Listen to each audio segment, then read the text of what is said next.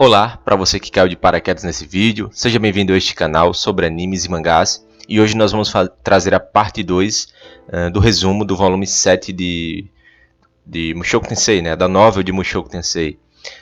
No episódio passado a gente parou no momento em que o Rudeus acaba dormindo e ele tem um encontro no sonho com o Deus Homem, o Hitogami, onde o Hitogami aconselha ele a não ir para o continente central de Begarrito, para a cidade do labirinto para procurar sua mãe, a Zenith.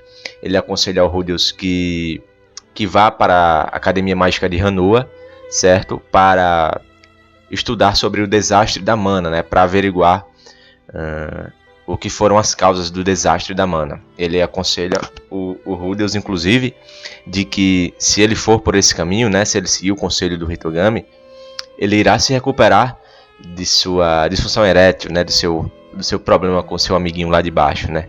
Então a gente parou nessa parte e já vamos continuar do que acontece em diante na história. Mas primeiro de tudo eu trouxe aqui um mapa mundi do mundo de Mushoku Tensei para a gente se situar um pouco de onde que Rudeus está e um pouco de que foi a sua jornada, né? Atualmente ele está nesse ponto amarelo, eu vou deixar aqui mostrando no vídeo, na cidade de Bacheran, certo? Ele está aqui no continente central, no reino de Hanoa, certo? E ele está ali na região de Bacheran. E ele vai fazer essa viagem até a Escola Mágica de Hanoa, que fica um pouco mais aqui para o oeste, né? Mas antes de tudo isso, o Rudeus começa a sua jornada nesse ponto aqui, que é o ponto onde foi também atingido pelo desastre da Mana, né? Onde ficava a Vila Buena, localizado no reino de Asura. E ele é teleportado para o continente demoníaco, que fica no extremo oposto, né? No extremo leste do mapa de Mushoku Tensei. E passa por toda essa região, né? Passa pelo continente de Miles, onde acontecem os acontecimentos da parte 2 da primeira temporada, né? Primeiro ele atravessa todo o continente demoníaco, passa pelo continente de Miles e depois volta para o continente central para enfim chegar em Fitoa, entregar a Ares e depois ir para sua casa, e depois então ele parte na sua jornada sozinho, né? Então atualmente o Rudeus está na cidade de Bacheran ali, e ele planeja fazer uma viagem para a Academia Mágica de Hanoa. Quando ele decide que vai realmente partir para essa nova fase de sua jornada, ainda está em inverno nessa região, que já é uma região fria, por sinal. Então ele decide, junto com a Lina Lise, esperar mais 2 meses até que o inverno acabe, para que eles possam fazer a viagem para a Academia Mágica de Hanoa, né? Quando eles chegam na cidade, eles ficam tanto quanto impressionados, porque na cidade onde se encontra a academia é uma espécie de uma metrópole que é totalmente zoneada, né? Tem a zona onde fica a Academia Mágica, tem o distrito comercial, tem um distrito da Luz Vermelha, tem uma parte mais residencial, a parte que fica a Guilda dos Comerciantes. Enfim, é uma cidade gigantesca e que é bem zoneada de acordo com a atividade e com o meio de produção que acontece naquela região, né? O Rudeus, junto com a Lina Lise, vão, assim que entram na cidade, para a Academia Mágica conhecer, né?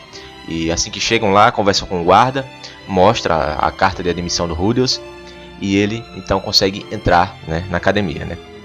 Uma observação importante é que a academia tem um design de uma espécie de castelo central, e em volta são vários pequenos blocos de salas de aulas e blocos de habitação de estudantes, todos feitos com um tijolo especial que é anti-magia, né? Um tijolo de resistência mágica, melhor dizendo, né? É um tijolo especial que é feito exclusivamente pela Guilda dos Magos e que tem um segredo, né, da sua construção e preparo, além de ser extremamente caro. O Rudeus, inclusive, salienta de que só há indícios de que ele foi utilizado na Academia Mágica de Hanoa e também no Castelo Real, né?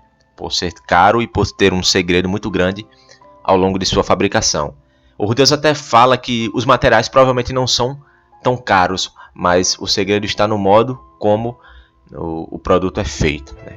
Então, durante ali a a sua circulação, né, até chegar no prédio da reitoria, onde ele vai se encontrar com o vice-diretor, o Rudeus faz essas observações, ele vai a todo tempo, né, observando a paisagem, ele vê alguns alunos praticando, treinando magia, ele vê algumas pessoas circulando pelos ambientes, e muitas pessoas que inclusive não são magos, mas que acabam frequentando a academia de magia, porque a academia é tão grande que, além de magia, ela acaba ensinando outras coisas, como a parte de comércio, a parte de criação de poções, enfim, acaba tendo outros ofícios além da própria magia, né? É como se fosse uma grande, realmente, universidade com foco na magia, porém que tem seus outros departamentos independentes para quem não vai seguir a área fim da universidade. Mas enfim, o Rudeus vai nessa sua caminhada e chega na sala do vice-diretor Ginos, né, onde ele conversa com o Ginos. O Ginos até pergunta quem é a Lina Lise, ela se apresenta, né, como Lina Lise, ela anuncia que está fazendo uma party com o Rudeus, né, e que ambos irão entrar na academia, o Rudeus como um aluno especial e ela como uma aluna normal, que pagante, né, irá arcar com os custos de sua estadia na universidade. Eles conversam um pouco, né? Conversam bastante sobre como que foi a jornada do Rudeus, sobre quem o Rudeus é de verdade, e depois o vice-diretor propõe um desafio, né? Ele diz que para testar se realmente o que falam do Rudeus é real e se aquele realmente é a pessoa que diz ser, ele propõe um teste, né, para o Rudeus, um teste de combate, né? E então eles saem andando pelo campus e chegam em uma devida sala parecida com um ginásio, onde os estudantes estão fazendo torneios de magia, né? Nessa sala é dito que existem círculos mágicos no chão, e um círculo em frente a outro, né? Como se fosse basicamente realmente um duelo mágico, quase que como que Harry Potter, né? Onde os estudantes ficam cada um em um círculo e eles lançam magia uns nos outros, né? Eles atacam, né? Se atacam com magia. E esse círculo, ele tem um vínculo com a parte do campus de enfermaria, né? Com o campo de clérigos, né? E esse círculo ele ativa automaticamente uma magia de cura. Então, na hora que o estudante sofre um dano, ele já é, né, automaticamente curado, a magia já se ativa e ele acaba não sofrendo graves danos com isso, né? Mas o Rudeus salienta de que se a pessoa receber um feitiço, uma magia, e que tenha morte instantânea, ela não vai ser curada, né? Então, assim, a magia não é capaz de curar mortes instantâneas, né? Então, o vice-diretor Ginos, apresentando o Rudeus ali ao pessoal, e fala que o Rudeus é muito conhecido por lançar feitiços sem encantamento, né? E que existem poucas pessoas que são capazes disso. Eles tinham um professor que era capaz de fazer magia sem encantamento, mas que ele faleceu há algum tempo. E que atualmente eles têm um aluno nessa academia, conhecido como Fitz, né? Que é um prodígio, um mago prodígio, e que também é capaz de lançar feitiços sem magia, né? E a partir do momento que ele fala esse nome Fitz, o Rudeus não sabe, mas a gente já sabe, porque eu já trouxe o vídeo anterior, de que Fitz é o pseudônimo que a Sylph, né, utiliza, né? Ela está se transvestindo de homem, né, para não revelar sua identidade, né, como elfa, que tem o cabelo verde. Ela está atualmente com o cabelo branco e utilizando o nome de Fitz, né? E a partir do momento que ela está lá, né, a Sylph, né, o Fitz, e ela vê o Rudeus, ela fica congelada, né? E ela reconhece ele na hora, né? E ela fala, né? Ru! E para. E aí retoma a compostura e o Rudeus vai se apresentar, né? Diz: pô, muito prazer, meu nome é Rudeus Greyhat, serei seu Kohai, né? E será um prazer, né, te enfrentar nesse duelo, né? Já que o teste que o diretor Ginos propôs para o Rudeus é simplesmente que ele vá em um duelo com o Fitz, que é um prodígio também, né, nas artes da magia, né? Então eles se preparam, né? A Sylph já está em uma adrenalina muito grande por ter reencontrado com o Rudeus, mas ela não fala nada, não revela sua identidade, cumprimenta o Rudeus e diz que será um prazer trabalhar com ele. Então ambos se posicionam em seus círculos mágicos. O diretor olha para os dois, autoriza o Rudeus, autoriza o Fitz, né, a Sylph, e no momento em que começa o duelo, o Rudeus lança automaticamente com sua varinha um feitiço de embaraçamento mágico, né? Que é basicamente aquele feitiço que o Orsted utilizou nele, certo? O Rudeus veio treinando ao longo desses 2 anos, né? A gente viu ele treinando ali junto com a Aerys, né? Enquanto eles andavam de cavalo. E o Rudeus aparentemente se aperfeiçoou nesse feitiço e agora já consegue utilizá-lo também. Então o Rudeus lança automaticamente esse feitiço, né, de embaraçamento mágico na Sylph, né? Então ela não consegue utilizar feitiço algum, né, através disso. E depois ele já lança sua bala de pedra, né? A sua Rocket Ball, né? Só que ele faz um desvio ali, não para ele faz lança com um certo desvio para que a bala apenas raspe, né, a bochecha, né, e atinja a parede, porque ele ficou com medo de que o círculo mágico não fosse rápido o suficiente e a pessoa acabasse sendo morta. E como ele realmente previu, a bala passa com velocidade astronômica, corta a bochecha do Fitz, atinge a parede e estilhaça a parede, que era feita de tijolos com resistência mágica. Quando ele fez isso, pessoal, tanto o diretor quanto o próprio Fitz, né, o Fitz caiu de joelhos na hora, o diretor ficou com a boca aberta e todos os alunos ficaram sem saber o que estava acontecendo, porque, em primeiro lugar, ele era capaz de lançar um feitiço que bloqueava a magia, né? Em segundo lugar, ele lançou uma habilidade exclusiva tão forte que foi capaz de estilhaçar uma parede de tijolos com resistência mágica, né? E em terceiro lugar, ele lançou os feitiços sem encantamento, como ele já havia prometido antes, como já era sabido que o Rudeus era capaz de fazer. Então, o Rudeus é muito forte, né? Ele é um mago muito forte, né? Não por um Deus Ex Machina, mas por realmente a gente saber que ele veio treinando desde criança, realmente, desde bebezinho, ele vem treinando e treinando firme nisso. E agora tá aí os resultados do treinamento dele, né? Ele é um mago excelente, né? E domina coisas que a maioria das pessoas não sabe, né? Ele vendo aquela situação, né? Vai ali levantar o Fitz, estende a mão pro Fitz para ajudá-lo, né? E o Fitz, né? A Sylph fica impressionado e diz: como que você consegue lançar esses feitiços de embaraçamento mágico, né? Como que você consegue isso? E o próprio diretor também pergunta para ele, ele diz que isso é algo normal para ele, que apesar de que ele só ter visto o Orsted fazendo esse tipo de mágica, né, de magia, mas que é algo normal, né? Ele cumprimenta ali o Fitz, né, levanta, né, diz que ele tá tremendo, né, diz, né, com toda humildade: Fitz, você tá tremendo, né, se recomponha e espero poder ter mais encontros com você no futuro, né? Ele até pensa que, caramba, eu acabei, né, humilhando o meu veterano, vou depois comprar um bolo para ele, para que ele não passe vergonha, né, perante aos outros senpais. E, bom, com isso o Rudeus é aceito, né, no seu exame de admissão na academia. Um mês depois, ele começa propriamente dito as aulas, né? Então tá lá, né, o Rudeus vestindo seu uniforme, ele está em um quarto individual, a Elina Lise está em outro. Eles usam uniformes, né? Inclusive ele dá a dica para Elina Lise de como se vestir, né? Ele fala para ela usar a saia um pouco mais curta, né? E para que ela não fique com frio, ela pode usar uma meia calça, né, até metade da coxa, né? E ela fica muito feliz, ela adora essa dica que ele dá para ela, e ela diz que com isso ela pode pescar mais rapazes, porque o intuito da Elina Lise em se matricular na escola de magia era se relacionar com rapazes mais novos. Então com isso ela acha que vai ter um êxito muito maior, né?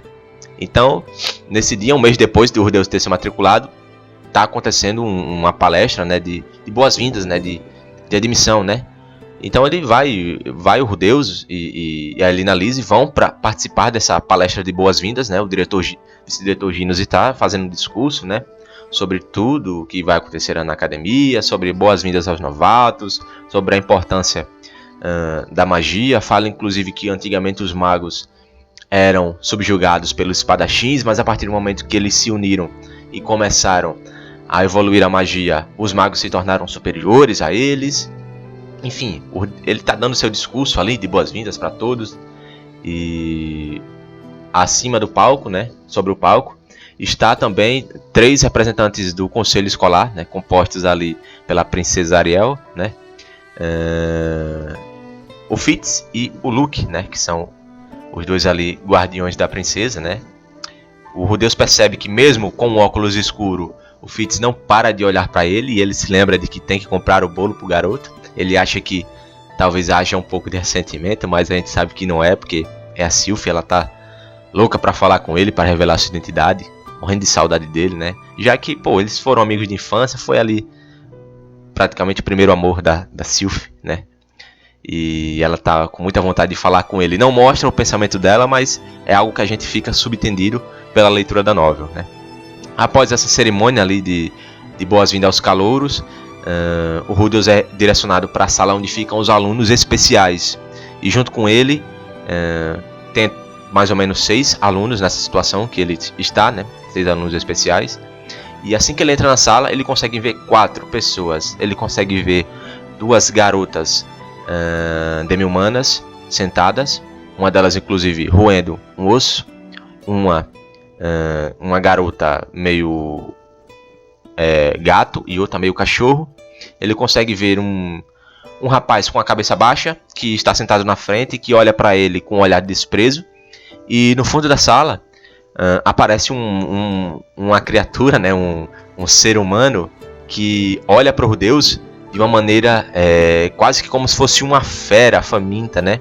Essa criatura é um jovem alto, loiro, né, com o cabelo cortado naquele estilo como se fosse de índio, né, que a gente fala aqui no Brasil, e óculos redondos. E a partir do momento que ele vê o Rudeus entrar na sala, ele dá um grito estridente, né? Shishou! Ou seja, mestre, né? E esse garoto é o Zanoba, né? O Rudeus não o reconhece, né? O Zanoba, para quem não lembra, é aquele príncipe louco que apareceu na primeira temporada de Mushoku Tensei, né? Que ficou encantado pelas esculturas do Rudeus e que ajudou o Rudeus a escapar da masmorra na cidade de Mills. Então ele vai, né, na direção do Rudeus com toda a velocidade, derrubando todas as cadeiras que estavam na frente. O Rudeus, com medo, né, sem saber o que estava acontecendo, lança uma Rocket Ball na testa dele com toda a força e não acontece nada, pessoal. O moleque pula em cima dele, dá um abraço nele e o derruba no chão. E fala, né, Shishou, Shishou, você veio me encontrar, eu estou muito feliz, não é? E com isso, né, o Rudeus se lembra, né, do Zanoba, né, se lembra, né, começa a conversar com ele ali e a partir do momento ele tem agora um discípulo que vai segui-lo ao longo dessa academia. Bom, o vídeo ficou um pouco longo, já está aí quase 18 minutos. Eu vou encerrar essa parte 2 por aqui. Acho que a parte 3 será a última, né, sobre os acontecimentos aí na escola de magia, né.